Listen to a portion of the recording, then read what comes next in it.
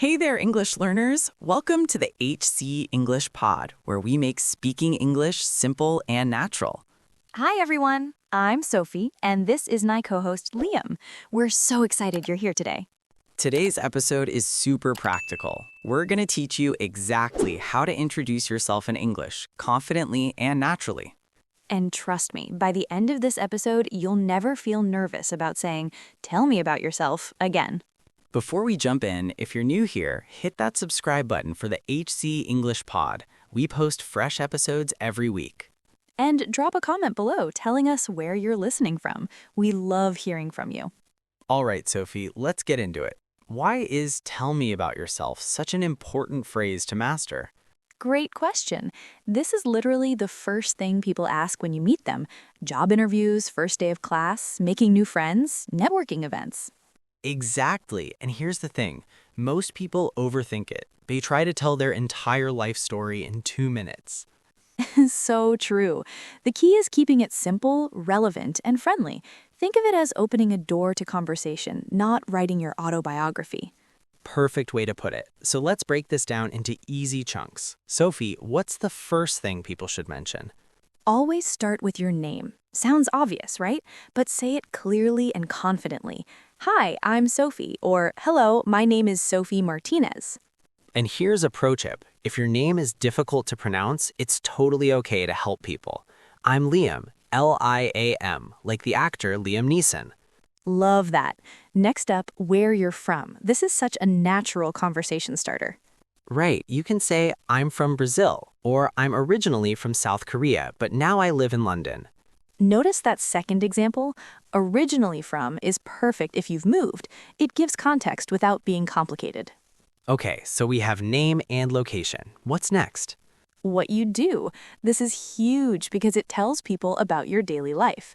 I'm a software engineer, or I'm studying medicine, or I work in marketing.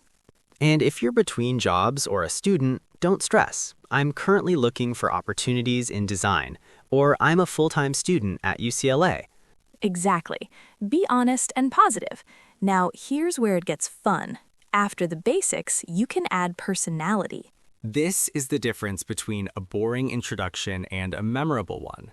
Talk about your interests or hobbies. Yes, in my free time, I love photography, or I'm a huge basketball fan, or I enjoy cooking Italian food. These details make you interesting and give people something to connect with.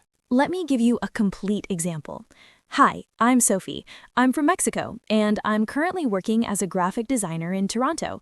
I love exploring new cafes, and I'm obsessed with true crime podcasts. Perfect. That's clear, friendly, and interesting. Now people can ask about your design work, Toronto, or your favorite podcasts. Your turn, Liam. Give us your introduction. All right. Hey, I'm Liam. I'm originally from Australia, but I've been living in New York for 3 years. I teach English online, and when I'm not teaching, you'll find me playing guitar or watching football. See how easy that was? And it only took, 15 seconds?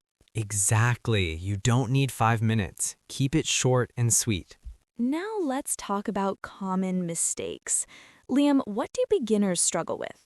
Number 1, giving too much information. They start talking about their childhood, their pet's name, what they had for breakfast. Yes, save the details for later. Just give the highlights. Mistake number 2, being too negative. I'm just a student, or I only work part-time. Remove just and only from your vocabulary. Be proud of what you do. I'm a student sounds much more confident. Great point. Mistake number 3, speaking too fast because you're nervous. Oh, this is so common. Take your time. Breathe. It's okay to pause between sentences. And mistake number 4, forgetting to smile and make eye contact. Body language matters. Absolutely. Even if you're on a video call, smiling makes your voice sound warmer and more approachable. Okay, let's practice some useful phrases you can plug into your introduction. Sophie, start us off. Sure. For talking about your job, I work as I'm currently employed at, I'm a freelance. For students, I'm studying at, I'm in my second year of, I'm pursuing a degree in. For location, I'm based in, I grew up in, but now I'm in, I recently moved to. For hobbies and interests, I'm passionate about, in my spare time, I enjoy, I'm really into.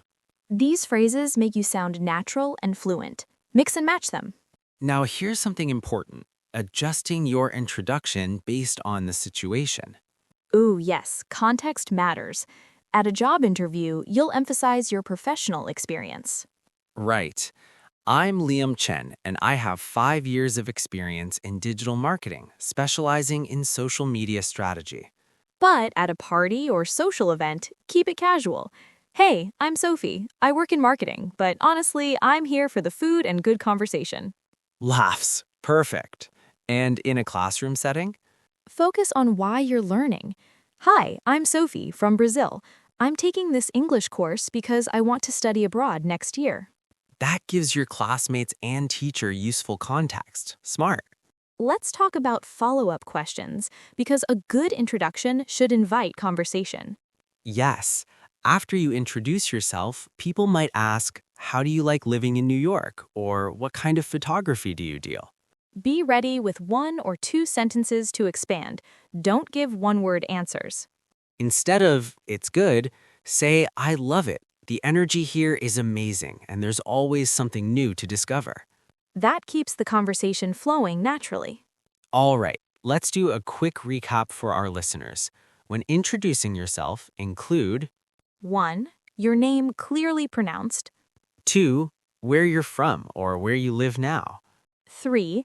What you do, whether it's work or study. 4. 1 or 2 personal interests or hobbies. And remember, keep it short, positive, and friendly. Now here's your homework. Yes, we're giving you homework. Don't worry, it's fun. We want you to practice your introduction out loud. Stand in front of a mirror or record yourself on your phone. Say it 3 times. Notice where you hesitate or feel unsure. That's where you need to practice more. And then go to the comments section below and write your introduction. We'll read every single one. We really will. And we might even reply with feedback and encouragement. Before we wrap up, let's do one more example together. I'll introduce myself like I'm at a language exchange event. Great idea. Go ahead. Hi everyone. My name is Sophie and I'm from Spain. I work as a nurse at a local hospital. I joined this language exchange because I want to improve my English speaking skills and I'd love to learn about different cultures. Outside of work, I enjoy hiking and trying new recipes. Excellent. You covered everything. And you mentioned why you're there. That's perfect for a language exchange setting. Thanks. See how adaptable these introductions can be? Exactly. The formula stays the same, but you adjust the details. All right, friends, we're coming to the end of today's episode. If you found this helpful, please like this episode and subscribe to the HZ English Pod. New episodes drop every week. Share this with anyone learning English. Your support helps us create more free content for learners worldwide. And remember, introducing yourself is not scary. It's your chance to make a great first impression and start amazing conversations. You've got this. Practice makes progress, not perfection. Until next time, keep learning, keep speaking, and keep growing your English skills. This is Sofu, And Liam. signing off from the HZ English Pod. Bye, everyone.